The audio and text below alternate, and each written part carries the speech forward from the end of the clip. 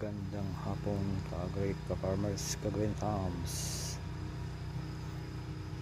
Ito po tayo sa garden ngayon ka-agri. Nag-aani tayo sa mga ating gulay ka-agri. Sari-saring ani ngayon ka-agri. May cucumber tayo na ating naani ka-agri. At mayroon ding zucchini. Ating na-harvest ka-agri na zucchini ka-agri. Kuha natin kahit maliit ka-agri. Masarap yung maliit ka-agri kainin. At kunting talong ka-agri naman.